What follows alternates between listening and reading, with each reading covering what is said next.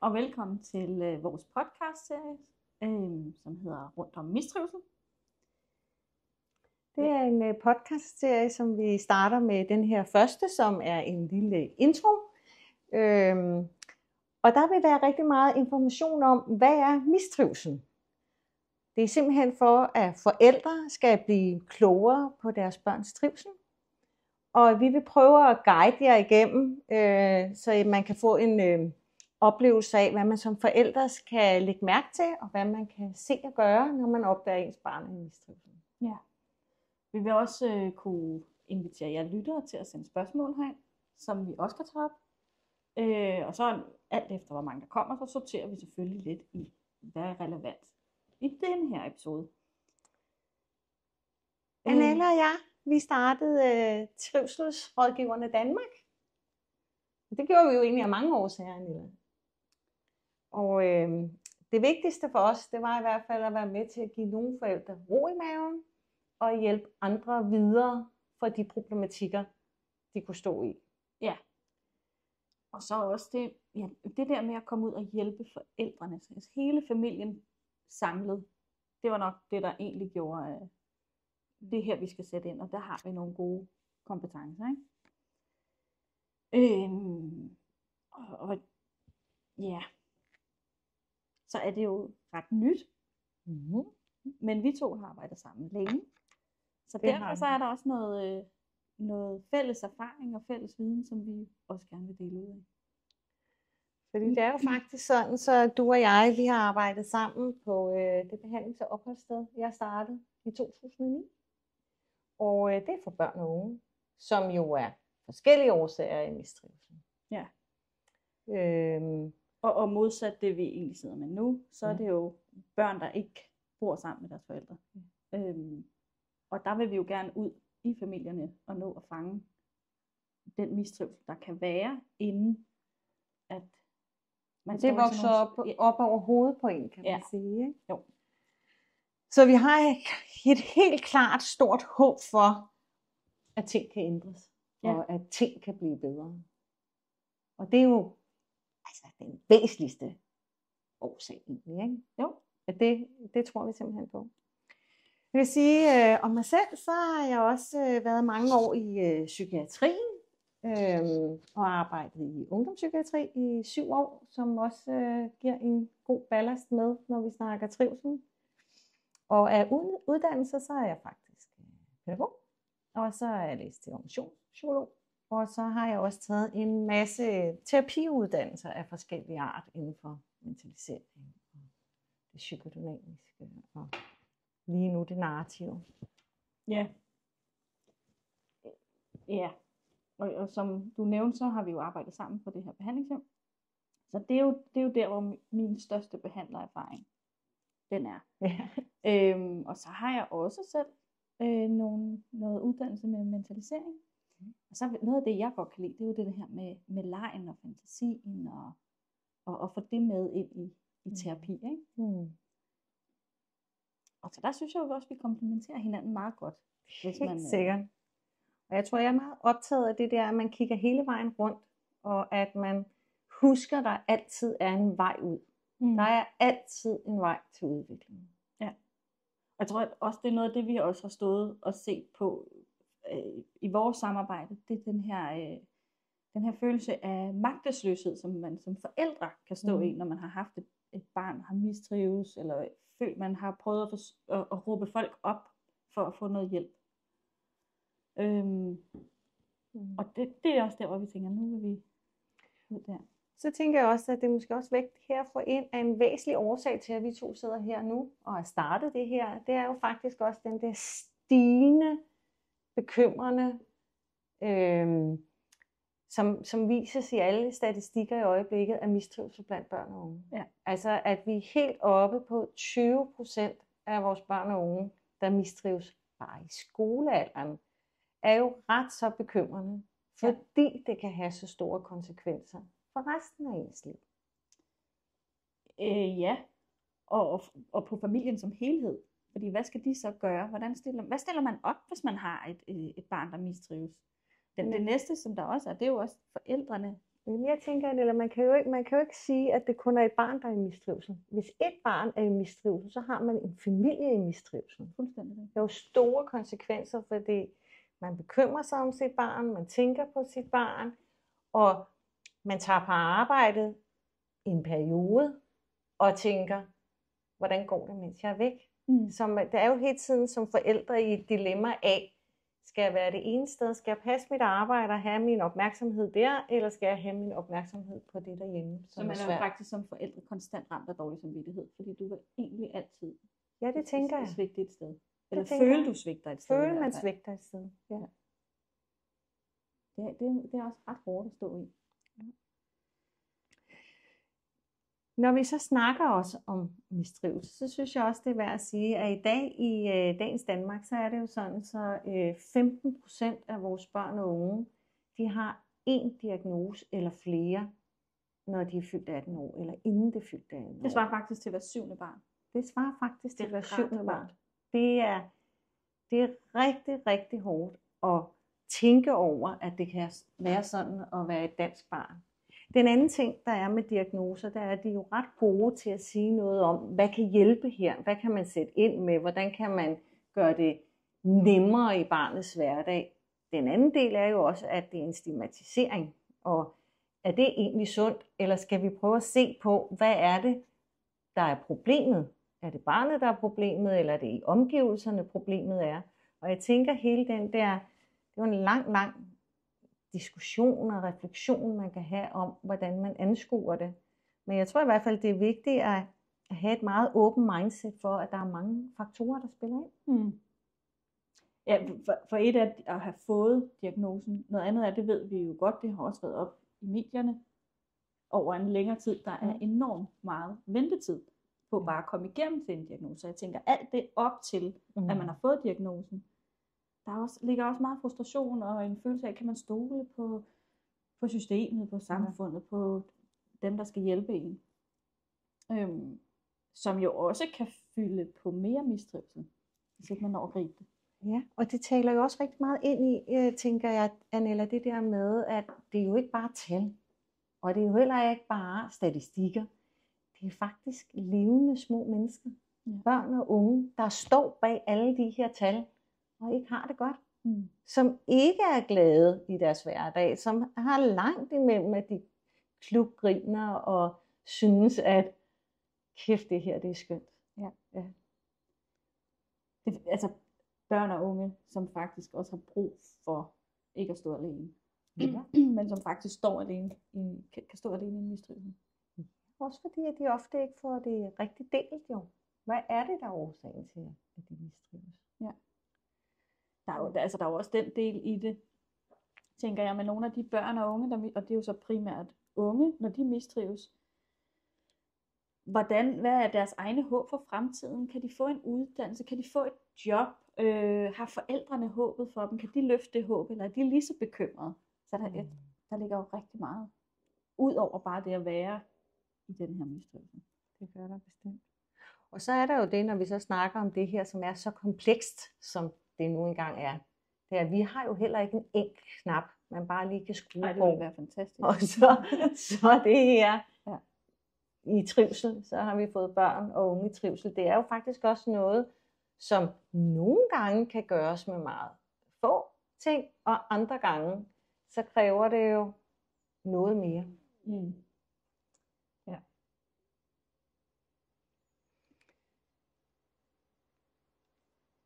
Der er så også det her med,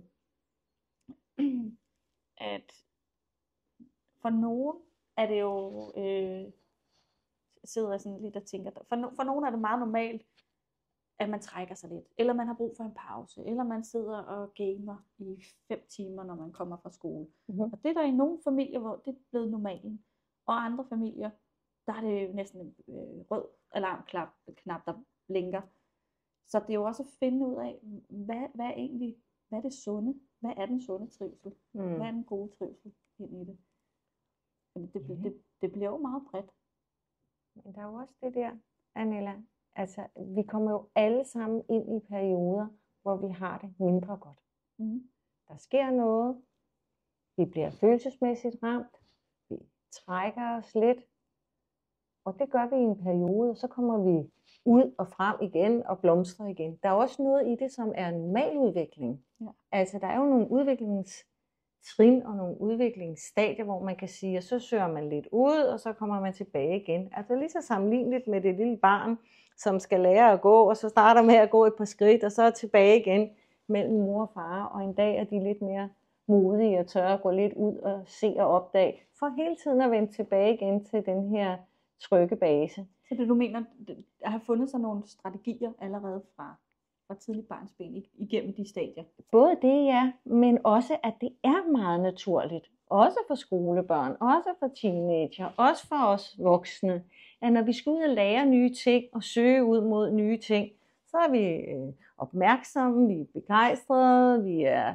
undersøgende, vi er nysgerrige, men hvis noget så ikke går helt som vi har forestillet os, så har vi lidt en tendens til lige at trække os lidt tilbage igen for en periode, og så når vi ligesom har helet lidt der, så er vi klar til at søge lidt frem igen. Og jeg tænker, det skal man jo også huske om børn, fordi børn i en periode, kortere periode, har brug for at være lidt mere sig selv, være lidt mere inde på sit værelse, så er det jo ikke mistrivsel. Nej. Der er noget, som også er en helt almindelig udviklingsstadie. Ja. Ja. Så der gælder det måske nogle gange også om at være lidt, turde være nysgerrig. Ja. Og turde stille spørgsmål. Ja. Ja. Noget andet, der også ligger i hele det her mistrivsel, altså så har vi de sociale medier, som også spiller ind. Det er jo noget, vi aldrig som sådan kommer til at styre. Nu er det jo op igen. Der har været det ene program efter det andet. Ja. Og jeg tror, det er DR1, der lige nu kører med et program også. Ja. Der faktisk viser, hvor stor grad af unges mistrivsel, der også ligger på, hvad de kan blive eksponeret for på de sociale medier. Ja, og det er på mange niveauer, tænker jeg faktisk. Ja. Det er jo både på det der niveau med,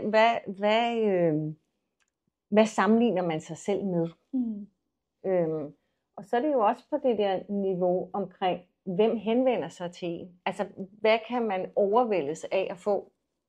For eksempel, så er der jo mange, der modtager mange seksuelle beskeder inde på Snappen, for eksempel.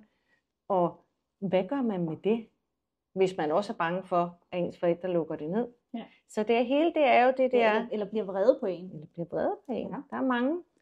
Men det er rigtigt, det er en kæmpe faktor i det der med at mistrives. Der er også rigtig meget mobning, der foregår over de sociale medier. Ja, det er faktisk noget, vi må tage op som en hel episode for sig, hele det der med de sociale medier og mistrivsel. Ja, det er rigtigt. Så er der også det der med, at går man tilbage i tiden, så har man hele tiden snakket om, at al udvikling for tryg base, det ligger i familierne mellem mor og far og barn. Og i dag, der snakker man altså rigtig meget om, at det er et element. Der er også det element, der hedder skole og fritidsinteresser og kammeratskaber. Så i dag, så ser man altså også på det som om, at der er mange flere kontekster, der spiller ind i, hvordan vi trives. Ja. Og det er jo også vigtigt at have med. Ja. Nu vi lige var inde over det der med sociale medier, så vil jeg lige slå for, at vi faktisk også har en Facebook-profil, som hedder Trivselsrådgiverne Danmark, hvor man også kan få lidt viden. Vi har også en Instagram-profil, som hedder det samme, Trivselsrådgiverne Danmark. Og der vil man jo kunne finde noget viden om mistrivsel, og man vil også kunne få noget råd og vejledning.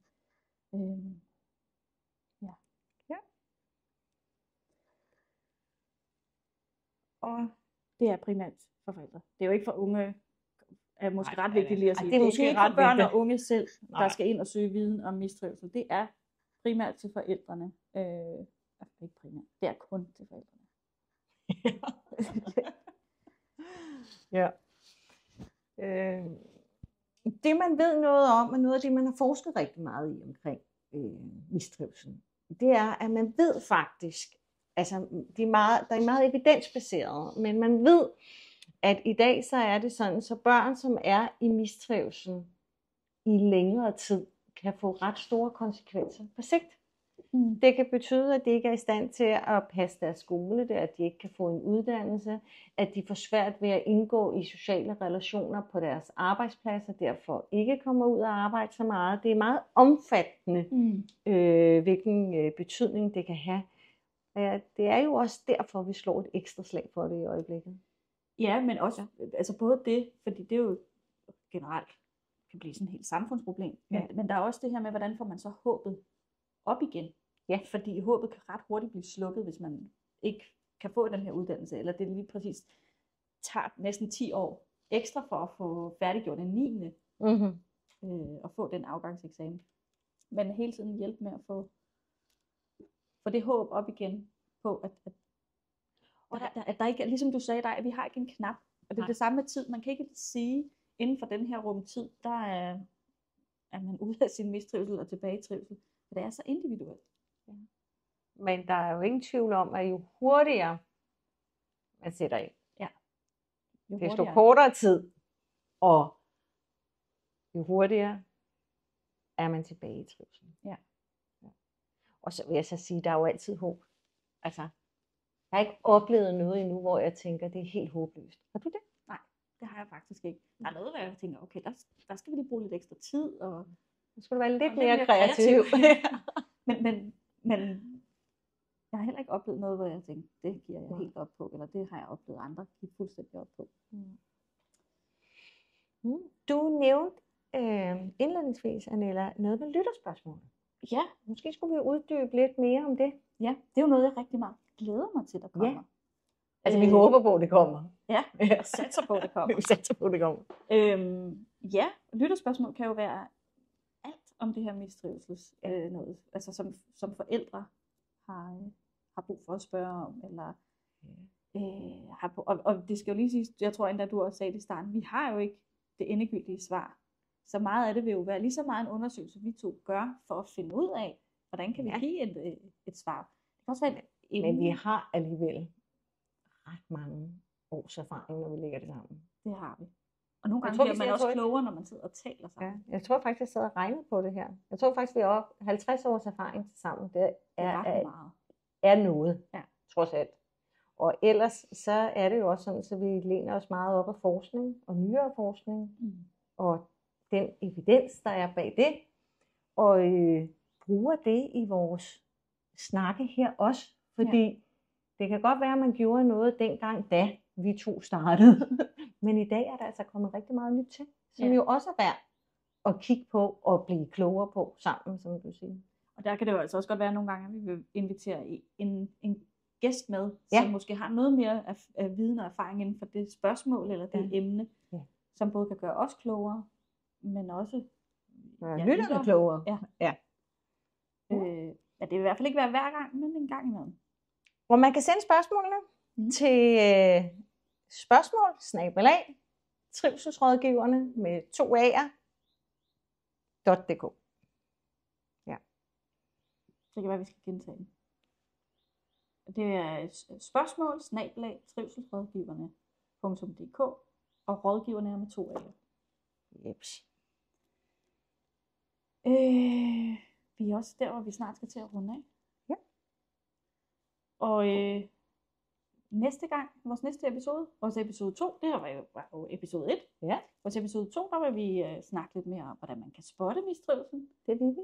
Og det er jo også med forskellige ting, altså vi vil have nogle ting, vi kort fortæller om, og så vil vi have nogle andre episoder, hvor vi uddyber dem noget mere. Ja. Fordi vi har ikke oceaner af tid jo. Nej.